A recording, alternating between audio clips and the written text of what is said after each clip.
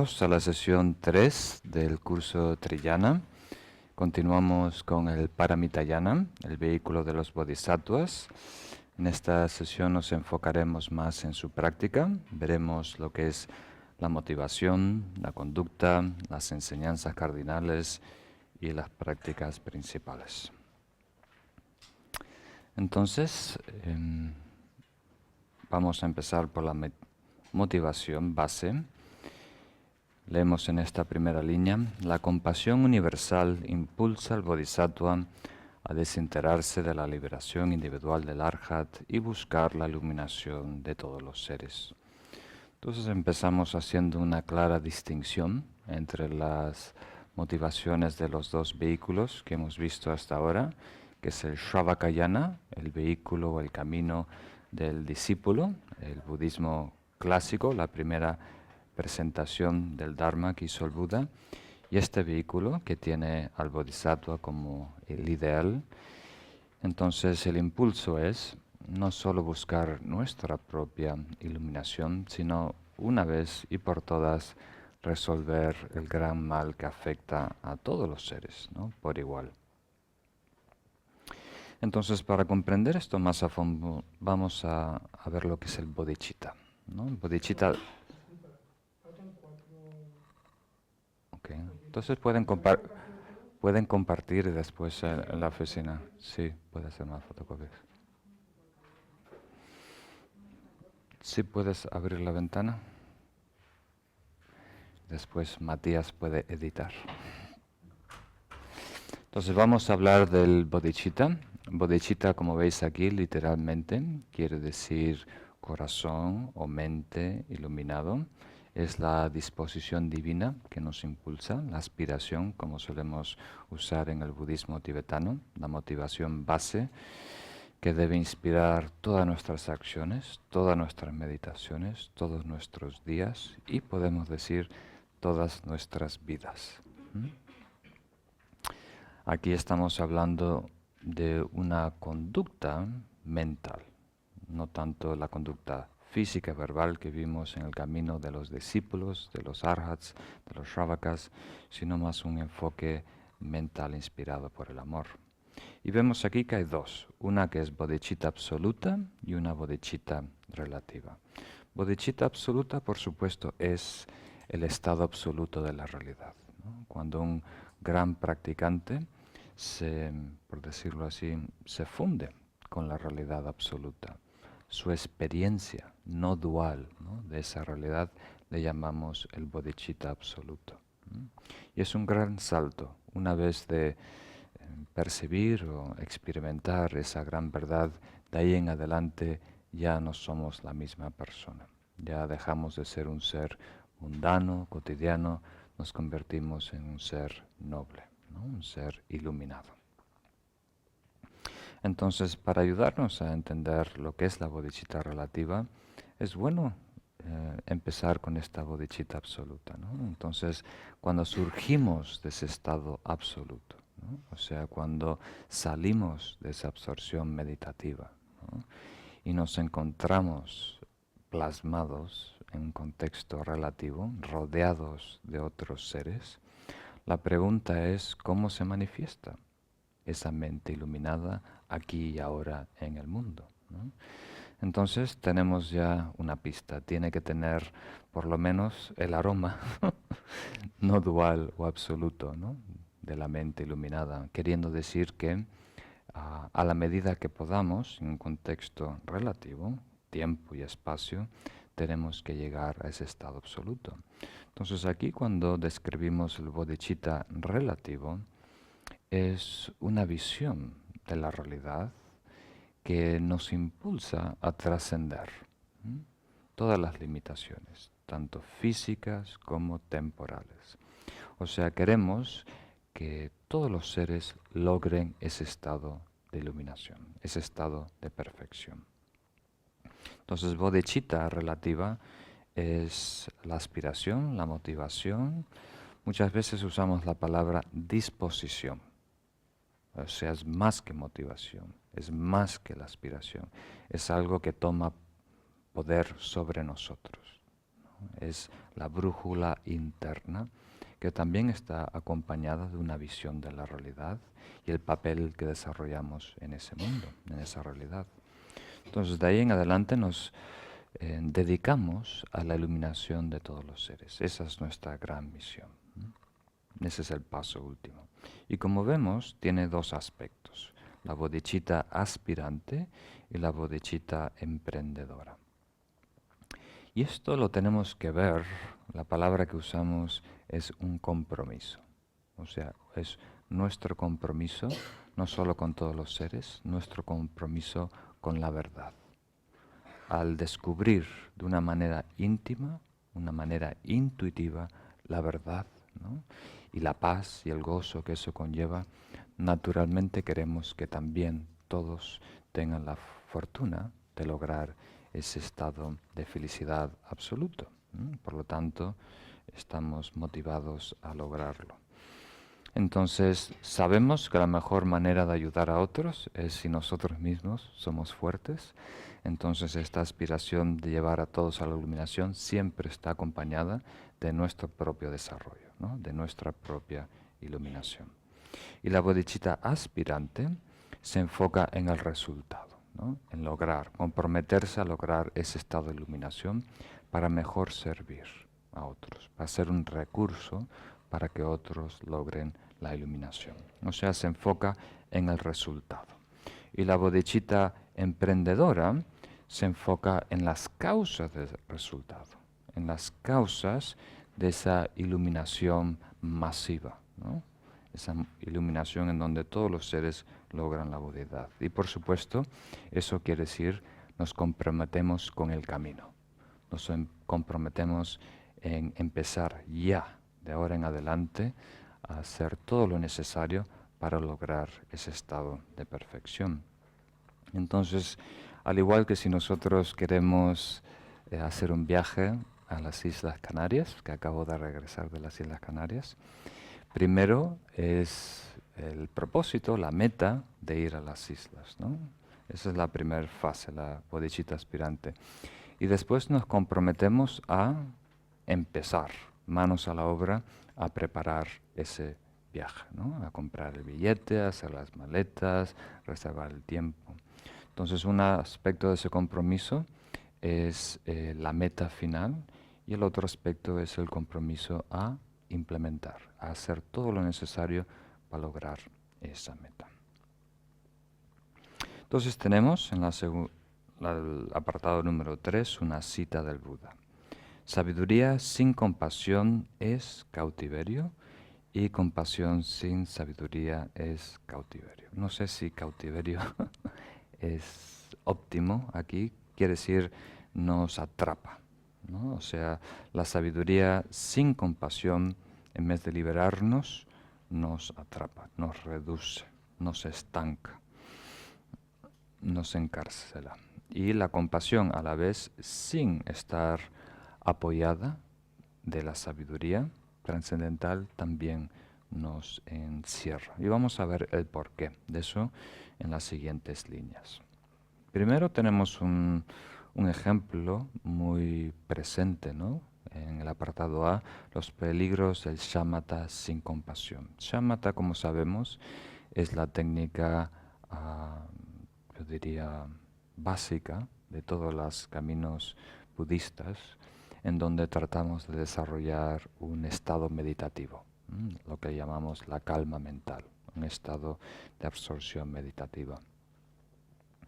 Entonces, hoy en día hay un movimiento que se está extendiendo por el mundo, que se llama mindfulness, ¿no?, que tiene sus bases en el budismo, pero tiene un enfoque muy práctico, ¿no? Se simplificó una técnica de atención para que sea accesible a, yo diría, a una población extensa, ¿no?, que todas las personas sin una base teórica puedan de alguna manera adiestrar, entrenar la mente. Pero aquí también tenemos que tener cuidado, porque si este movimiento, esta técnica de atención plena no está acompañada de la compasión, no está acompañado de la ética, no está acompañada de cierta sabiduría, Entonces se puede desviar, podemos decir.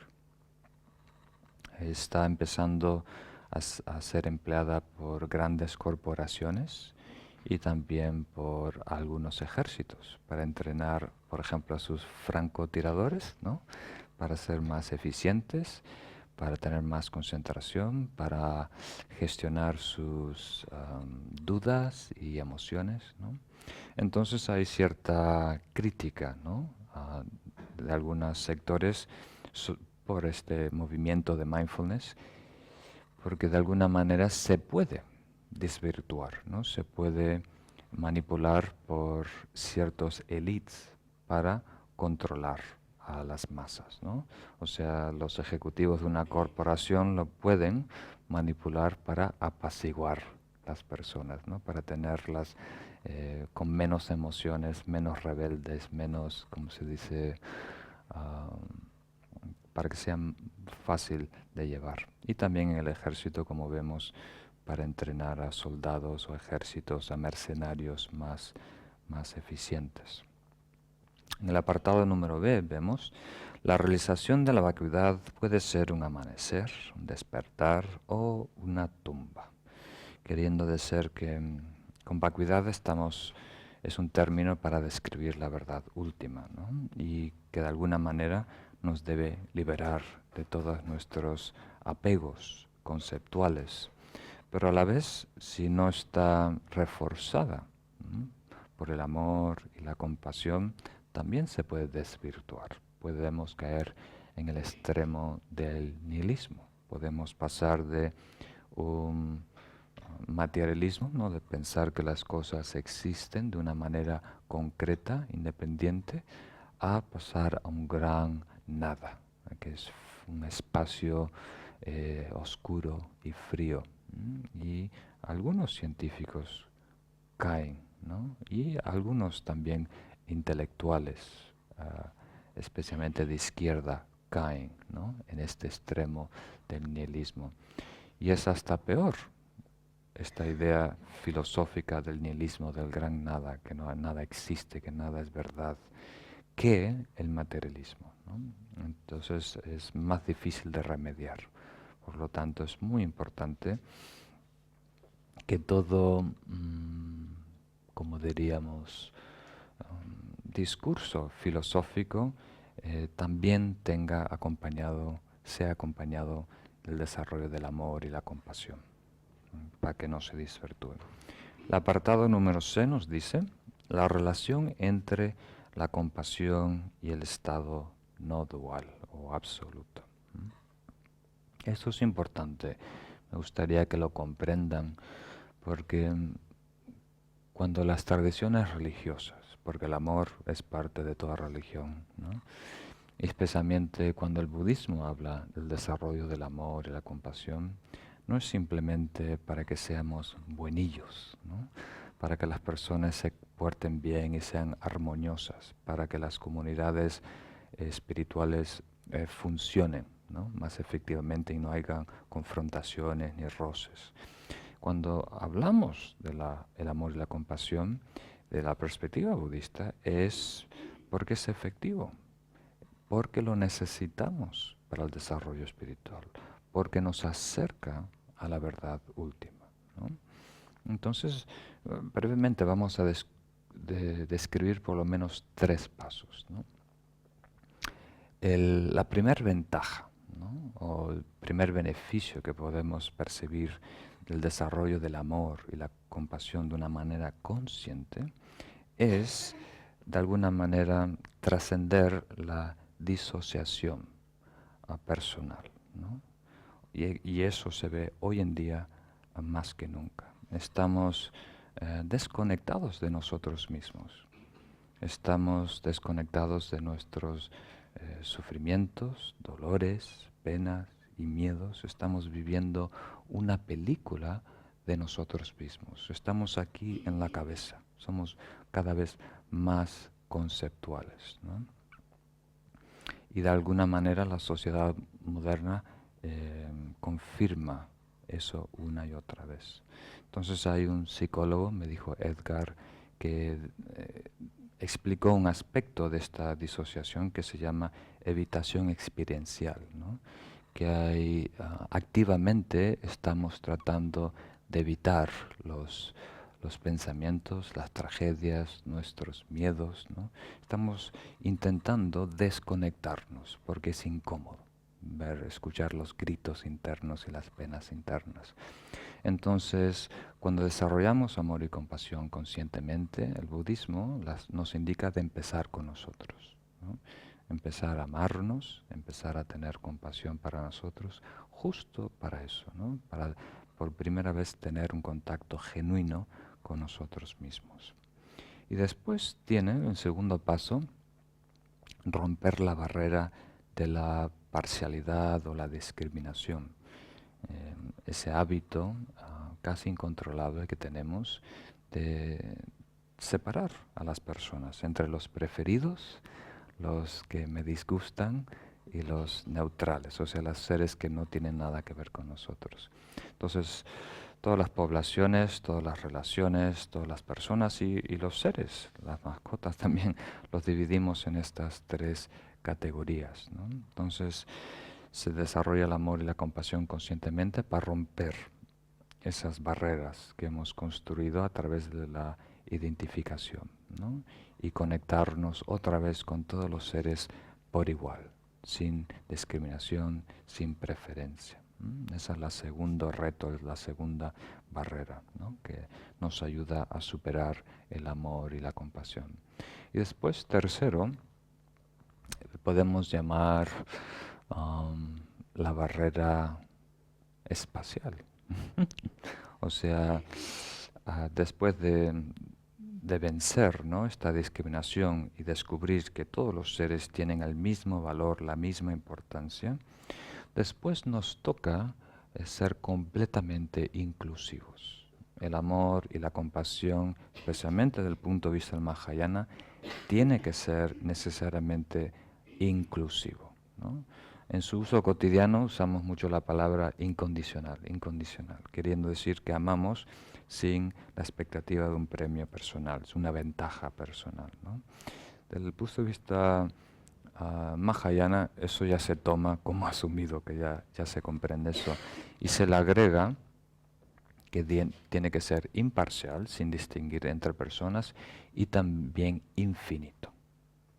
O sea, el amor y la compasión no tiene que percibir un horizonte, tiene que ser infinito, nos tiene que llevar a un estado de mente infinita, en donde si somos capaces abarcamos todo el espacio, ¿m? Y si podemos todo el tiempo, todas las generaciones de seres. Entonces, esto es muy importante porque si llegamos a este estado de amor, ¿no?, infinito o compasión infinito, estamos por ende, o por añadidura, eliminando la referencia del sujeto. No sé si captan ese salto conceptual. Si el aspecto objetivo, ¿no?, es infinito, entonces eso de alguna manera diluye, ¿no?, la perspectiva de un sujeto. O sea, cuando hablamos de tiempo-espacio, tiene que haber un ser, ¿no?, que está situado en el eje de ese tiempo y espacio. Entonces, si tú tratas de describir tu realidad como esta habitación, ¿no?, entonces eso de alguna manera va a reforzar tu posición en ese mundo, ¿no?, tu perspectiva. Pero de repente, si esa habitación o realidad o mandala que habita tu conciencia es completamente inclusivo, ¿no?, incluye todas las dimensiones, ¿no?, entonces no hay en dónde, por referencia, en dónde situar al sujeto. Y eso nos ayuda a acercarnos al estado no dual, ¿no?, al estado en donde se funde esta noción de sujeto y objeto. Induce, atrae, nos acerca a ese estado. Por eso es tan importante el desarrollo del amor y la compasión, porque nos acerca al estado de la verdad, y nos aleja de esta distorsión de ver todo por el prisma, ¿no? De nuestra perspectiva limitada, ¿no? ¿Captan esa idea? Bueno, después si tenéis alguna pregunta lo podemos ver. El apartado D nos dice, la compasión constante más que una compasión reaccionaria o esporádica. O sea, todos somos conmovidos, ¿no? Cuando de repente en la televisión vemos algo que nos choca. Puede ser alguien maltratando a un animal, ¿no? A patadas. Puede ser alguien maltratando a una niña o a los niños o alguien sufriendo por alguna injusticia. Entonces, por supuesto, ese estado de ser solidario, ¿no? Con el sufrimiento de otro es espiritual y es lo que debemos desarrollar. Pero no nos debemos limitar, ¿no? A ese sentimiento, podemos decir, esporádico, cuando vemos y experimentamos a alguien sufrir. La verdadera compasión, aquí verdadera es a lo mejor no la palabra ideal, una compasión más elevada sería una que incluye y está consciente de las causas de esos sufrimientos que vemos en la televisión. Las causas del dolor, las causas del miedo, las causas del sufrimiento físico y mental. Es algo que debe estar con nosotros siempre. Estar consciente del gran caos que existe en el mundo, fuera y en el mundo dentro de la mente de las otras personas, ¿no? Por ejemplo, le mostraron ¿cómo diríamos? Un documental, ¿no? A un yogi hace unos años, a un gran meditador que se dedicó muchos años a meditar en el amor y la compasión y el bodhicitta, un documental sobre el sufrimiento grave de un pueblo, ¿no? Que fue obligado al exilio a través de torturas y matanzas y demás. Y él, al concluir, ¿no? La proyección, le preguntaron qué le había parecido, qué había sentido. Y dijo, no he visto nada, ¿no? En este documental que ya yo no estoy considerando cada segundo de mi vida, ¿no? Entonces eso es una perspectiva muy diferente, ¿no? Entonces nosotros, por supuesto, tenemos que atender, ¿no? Y de alguna manera tener empatía por el sufrimiento de todos los seres. Y cuando, por ejemplo, aparece la imagen de un niño, ¿no? Que lo trajo la marea a una playa, ¿no? Que se ahogó, ¿no?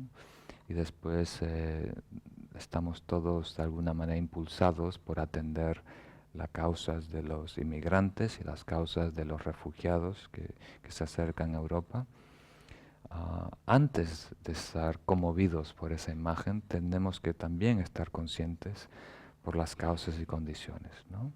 Que llevan a ese resultado específico. ¿Captan la idea?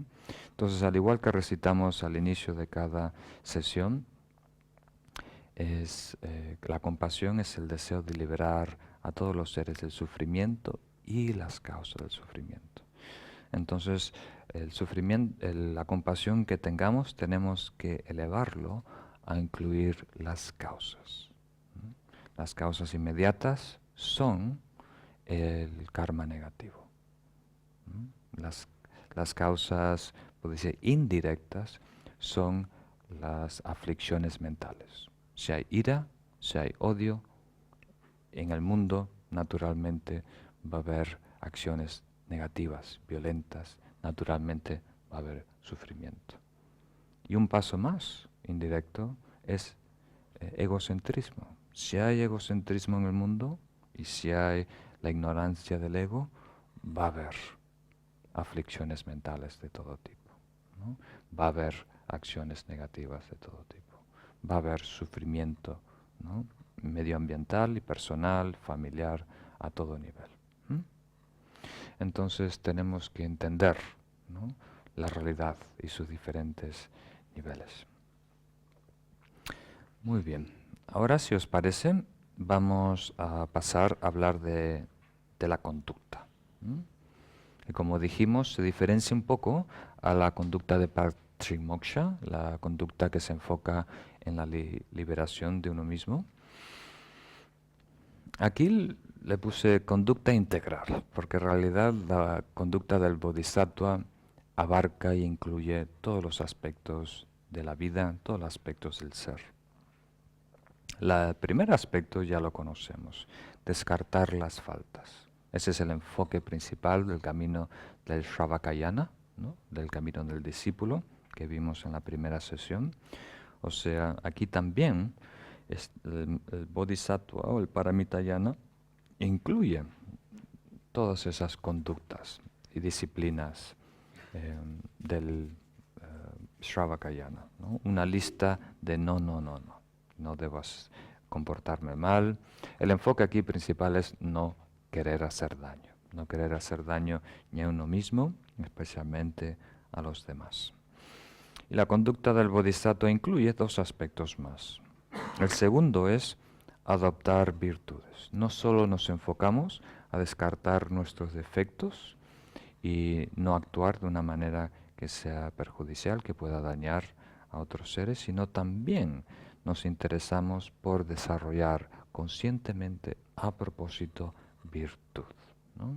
Es muy, muy importante, como vamos a ver en la próxima sección. Con virtud queremos decir todo, ¿no? Virtud espiritual, ¿no?, paciencia, generosidad, entusiasmo por la práctica, el estado meditativo. Pero para un bodhisattva no se limita a ningún código religioso. Todo lo que sea beneficioso, útil para los seres, merece ser aprendido, merece ser adoptado, ¿no? Si estamos en un lugar y hay un problema con el agua, entonces un bodhisattva está muy interesado en ser un ingeniero de agua, ¿no? O alguien que instala placas solares, o alguien que resuelve el problema del medio ambiente o ayuda a resolver el sufrimiento de los animales, ¿no? O sea, todo lo que sea útil y beneficioso para el bienestar de otros seres, especialmente para que tengan las condiciones auspiciosas, ¿no?, armoniosas para el desarrollo espiritual, merece y es necesario ser atendido por un bodhisattva, ¿no? Entonces, los bodhisattvas están de alguna manera destinados a ser serviciales, ¿no?, a servicio social. No solo queremos lograr la budeidad para de alguna manera ayudar a todos, sino ya desde un principio vamos ayudando a los seres. Entonces esto lo tengo que aclarar porque siempre hay mucha confusión. O sea, si no somos budistas, tenemos todo tipo de ideas, ¿no?, de cuál es la estrategia a seguir, cómo podemos tener un impacto en nuestra sociedad, ¿no?, cómo mejor podemos beneficiar al mundo. Pero si somos budistas, ¿no?, y comprendemos el gran beneficio de este ideal, ¿no?, del bodhisattva, de querer servir a todos los seres, ¿no?, si eso ya está claro, ¿no?, intelectualmente por lo menos, entonces el error, no va a ser ir a los carnavales o ir a los Sanfermines o ir a las fiestas y desperdiciar la vida. Seguramente no vamos a caer en ese error burdo. Pero sí podemos caer en el error de no comprender las prioridades. Esto es importante notar, ¿no? Las prioridades, en donde invertimos la mayoría de nuestro tiempo, energía y hasta dinero, ¿no?, todos los recursos que podamos tener. Y esto es fácil de explicar, difícil de entender. Pero vamos a intentarlo brevemente.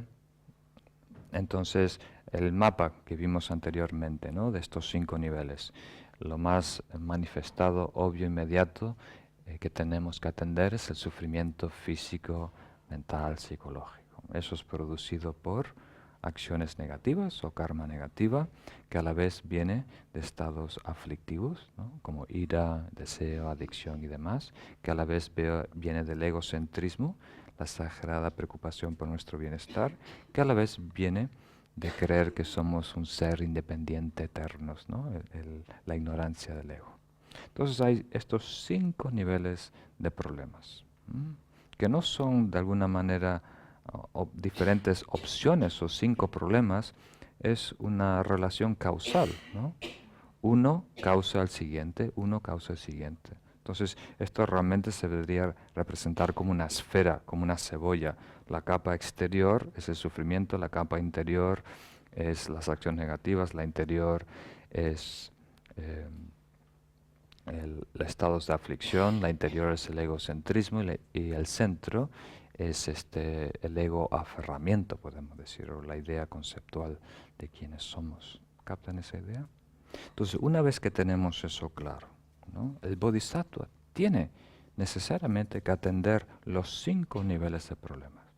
Tiene que ayudar a las personas que tienen hambre y sed hoy, ¿no? Tiene que atender a reducir la confusión de conducta, ¿no? Que hay en el mundo para no causar esos problemas. Tiene que ayudar a reducir las aflicciones mentales, la ira, el deseo, que hay en la confusión que hay en las personas. Tiene que ayudar a reducir lo que es el egocentrismo y, por supuesto, con sabiduría, reducir esta ignorancia fundamental. Eso está claro. Y todos los bodhisattvas estarían de acuerdo. El problema está, si no comprendemos la relación causal entre estos 5 niveles, podemos invertir demasiado tiempo a nivel de síntomas, ¿no? Tratando de saciar el hambre y la sed de las personas y no enseñándoles a pescar, ¿no? A ser autosuficientes, ¿no? Para que ellos mismos puedan eliminar su propio dolor y sufrimiento. Entonces, si tú fueras, por ejemplo, ¿no? La que está manejando la fundación Gates, Bill Gates, el fundador de Microsoft, tiene una fundación ahora muy importante en donde muchos multibillonarios donan gran parte de su patrimonio para ¿cómo se llama? Acciones sociales, ¿no? Especialmente para erradicar enfermedades severas. Entonces, si tú estás en cargo, ¿no? A repartir esos recursos, ¿no? ¿Cuántos millones tienes que destinar a cada una de estas etapas, ¿no? ¿Cómo lo harías? ¿Qué llama la atención? ¿Qué debemos atender? ¿No? Eso es muy interesante. Y es una pregunta que cada persona va a responder diferente, honestamente, dependiendo no de su cultura, no de su inteligencia, ¿no? Porque una vez que sabes la relación causal, está ahí. Depende del estado de conciencia de ese ser. Si ese ser está viviendo en el aquí y ahora o si abarca más tiempo, incluye las causas o si incluye las causas más sutiles y la raíz de todo. ¿Captan esa idea? Entonces, cuando el ejemplo que yo doy, que a mí me sirve mucho, cuando se reunieron por primera vez los maestros de todos los linajes, ¿no? Al ser expulsados del Tíbet, ¿no? Cuando hubo la invasión del ejército comunista chino, ¿no? En el 59, estaban esparramados por el norte de la India, Bután y Nepal, y se reunieron en el 62, 3 años más tarde, o 2 años y medio más tarde, en Bodh Gaya, ¿no? Donde el Buda logró la iluminación como un congreso, por decirlo así, para como diríamos, reorganizarse en exilio, ¿no? Y el pueblo en ese entonces tibetano, 100.000 personas, casi todas enfermas, pues no tenían los anticuerpos, ¿no? Para lidiar con lo que es la jungla de la India, viviendo en los altiplanos, creo que se dice, de los Himalayas, del Tíbet. El pueblo tibetano exiliado dentro de la India del 62, que había ganado la independencia hace muy poquito, un país muy, muy pobre, con pocos recursos, vivían en campamentos, básicamente, ¿no? Le daban los peores lugares de la India y ahí hacían poblados, primero en tiendas de campaña y después poco a poco fueron construyendo sus casitas con lo que podían. Muchos trabajando construyendo carreteras por los Himalayas, ¿no? Para de alguna manera el ejército indio preparándose para enfrentar al ejército chino, que estaba cada vez más cruzando la frontera. Entonces, ¿qué decidieron esos maestros, ¿no? Hay una foto en donde están todos reunidos, ahí con su santidad Sakatrezen, el más jovencito, al lado de su santidad Dalai Lama. Entonces, ¿qué decidieron estos supuestamente iluminados, ¿no? Ante una situación tan trágica?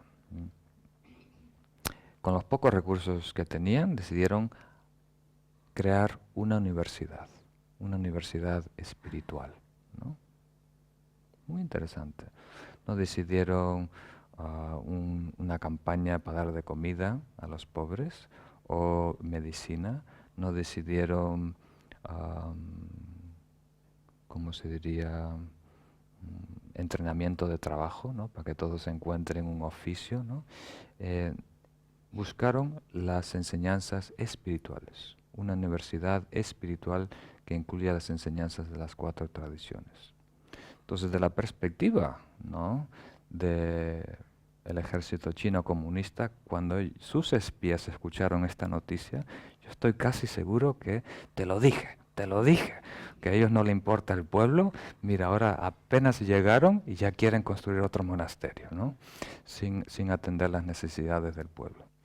Pero la perspectiva de los maestros iluminados, esta es la mejor manera de atender las necesidades del pueblo, ¿no? Porque es prevención. El enfoque del Buda, vais a ver que casi siempre está en la prevención. Los tontos padecen los problemas, los inteligentes los saben resolver, pero los sabios los saben prevenir. Entonces hay que atender al sufrimiento inmediato, hay que tratar de resolver los problemas en el mundo, pero a la medida que podamos tenemos que invertir los pocos recursos que tenemos, porque no tenemos todo el tiempo en el mundo, ni todo el dinero en el mundo, ni Bill Gates tiene todo el dinero.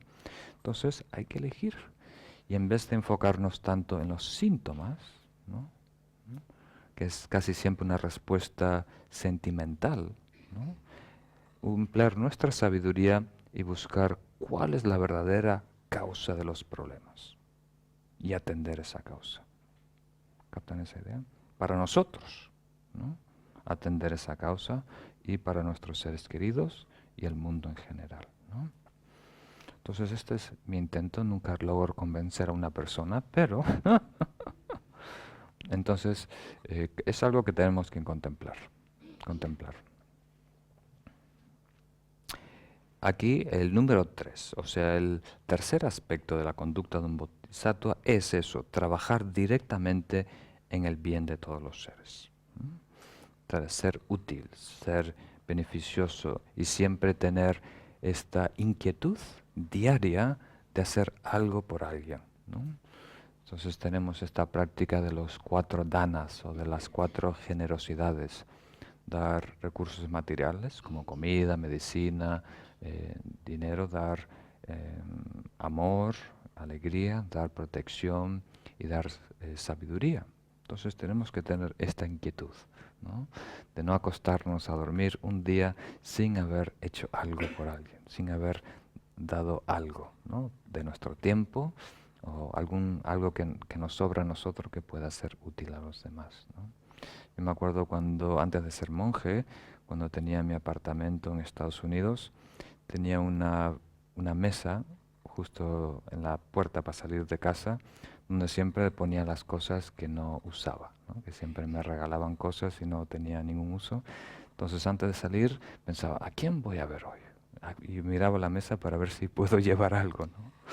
Un poco para limpiar mi casa, no era tan generoso. Pero otra cosa es para, de alguna manera, tener ese hábito de siempre estar, de alguna manera, tratando de hacer un poquito por alguien, ¿no?